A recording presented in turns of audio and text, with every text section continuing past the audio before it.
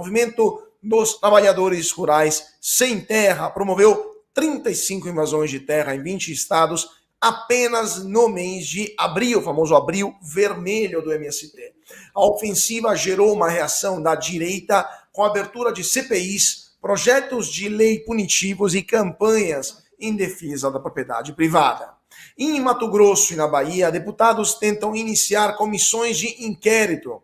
A CPI baiana foi barrada pelo Tribunal de Justiça do Estado, enquanto governadores como Romeu Zema e Jorginho Melo, respectivamente de Minas Gerais e de Santa Catarina, estão adotando uma posição firme, com ações simbólicas como o Abril Verde e promessas de reação policial. No Congresso, um projeto de lei apresentado pelo deputado Maurício Neves propõe tipificar a invasão de terras com crime de terrorismo. Ainda assim, setores da esquerda continuam defendendo o MST e organizando homenagens em algumas câmaras municipais. Fabi Barroso, MST perdeu também a vergonha, assim como os corruptos. Os invasores de terra perderam a vergonha e voltaram a todo vapor. E agora, o governo, será que vai apoiá-los também para tentar a famosa reforma agrária, que na verdade é a desapropriação dos proprietários, e o que isso significa na dinâmica política brasileira? Bom, primeiro que não se perde o que não se tem, né? MST e vergonha são coisas em bacias diferentes, em prateleiras diferentes. Isso sempre foi assim e não vai ser diferente. Algo que eu venho notando, ainda mais falando da Bahia, é a crescente criminalidade. Para quem mora lá, não importa a cidade, tem reportado um cenário assustador, completamente dominado pelo narcotráfico, tem mais do que uma organização criminosa atuando ali.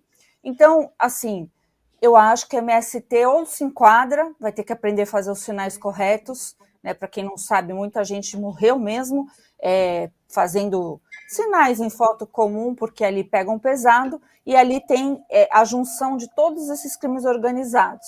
Não vou falar que também está no governo, porque né, a gente não tem essa liberdade, mas dá para subentender. Então, o que a gente também vê, uma pergunta básica, principalmente ao pessoal que quer investigar, vai que a Polícia Federal né, entra nessa vibe de estar investigando o INSS, querer investigar o que importa realmente no Brasil, eu vou levantar uma questão. Será que as rotas utilizadas pelo MST, pelo o que é colocado no campo pelo MST, tudo que eles vêm colocando, será que esse mesmo caminho, as mesmas pessoas que são escravizadas, como mostrou a CPI lá que o Salles organizou o ano passado, ou ano retrasado, eu já nem sei mais, que passa muito rápido, mas que organizou há pouco tempo e que fez um relatório que não foi votado, infelizmente, mas que retratou a vida dessas pessoas que são, assim, são detonadas por esses movimentos. Não é somente o MST, mas todos esses outros, né? Assim também como é o narcotráfico, que tem esses movimentos que se representam. Será que eles têm ligações? O que vocês acham? Será que eles recebem treinamento de guerrilha? Ambos, né? O organizado e esse aí que invade terras. Não sei, gente, de vez em quando eu fico pensando que se o Brasil fosse sério, aí nós voltaríamos lá em algo que também o Olavo de Carvalho falava, né? Que se fosse investigar partido político a fundo, talvez a gente visse lá investimento estrangeiro, como tudo demonstrou, né, que lá nos Estados Unidos, que agora cortaram, tem, e justamente para patrocinar o caos no Brasil.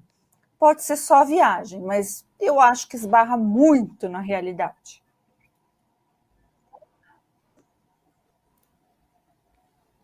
Pois é, e a pergunta é onde está o judiciário nisso tudo, né? Porque quando tem uma invasão de terra, a primeira coisa que deveria ser feita é um juiz mandar ordenar uma reintegração de posse e a polícia executar, né? A polícia realizar. Em São Paulo, na verdade, isso está sendo feito, tanto que não há invasões aparentemente no estado de São Paulo, que a polícia vai lá e já manda todo mundo embora. Mas em outros estados, na Bahia principalmente, o estado, né, o governo do estado é muito mais leniente, conivente com esse tipo de situação, esse tipo de... A Petrobras reativou projetos bilionários envolvidos na Lava Jato. Retomou 2 grandes projetos de refino que estavam paralisados desde a operação contra a corrupção que envolveu a estatal petrolífera, ou seja, a refinaria Abreu e Lima em Pernambuco e o complexo petroquímico do Rio de Janeiro, renomeado como Complexo de Energias Boa Ventura.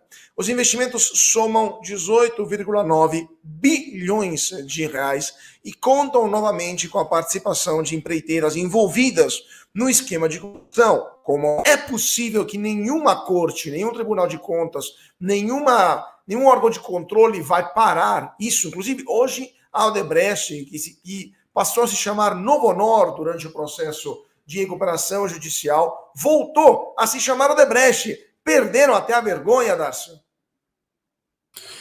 Pois é, Cauti, e o pior não é isso. O pior é que essa área é fundamental para o país.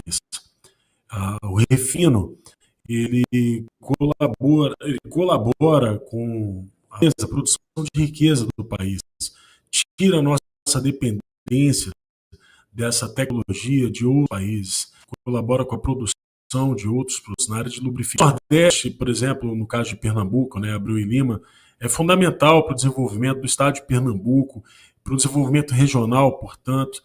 Só que só tem um pequeno detalhe, né? Ninguém confia mais, ninguém acredita mais que esse governo tem condições de tocar projetos estratégicos, e esses são projetos estratégicos, como esses, com essas empresas que já erraram. Porque todas as sinalizações em todas as áreas do governo é de que eles estão repetindo tudo de novo. Os fundos de pensão estão sofrendo, as estatais estão perdendo recursos, ou seja, cada ano um prejuízo novo. Agora tivemos novamente o roubo de aposentados. E por que não acreditar que a mesma coisa vai acontecer em relação às refinarias? E são bilhões e bilhões em investimentos. Eu estava dando uma olhada no site da Petrobras, é tudo muito bonitinho, tudo muito bacana, só que a realidade é que o governo não tem mais credibilidade. E a gente sabe que esse será mais um foco de corrupção. E vamos confiar em quem? O Congresso não pode agir, porque senão o STF pode caçar mandatos. O TCU não pode agir. Quem vai fazer a fiscalização? E se fizer a fiscalização e alguém eventualmente for denunciado, o que vai acontecer? Vai terminar numa cobertura luxuosa, cuidando da sua aposentadoria milionária. Então é esse o cenário que a gente enxerga, um cenário muito triste, de volta à cena do crime, meu amigo Cauti. De volta à cena do crime, Fabi Barroso. Perderam a vergonha, voltaram a assaltar, e agora, até mesmo com o mesmo nome que era na época, mas assim, aliás, além da questão jurídica, te perguntou, será que o brasileiro médio esqueceu? Passaram-se 10 anos da Lava Jato, será que a população perdeu a memória, eles sabem disso, e por isso estão voltando como gafanhotos em cima da colheita? Cauti, sinceramente, eu acho que eles não se importam nem com a memória, nem com o povo, nem com nada. Eles vieram nesse espírito de vingança e sabem que tem uma proteção extra. Ali, tanto do consórcio da imprensa, como o consórcio do próprio judiciário com esses grandes partidos políticos. É o próprio PDT aqui que a gente fica falando, se a gente for ver, é um partido nanico, mas será que ele vai ter proteção do Supremo? Algo me diz que sim.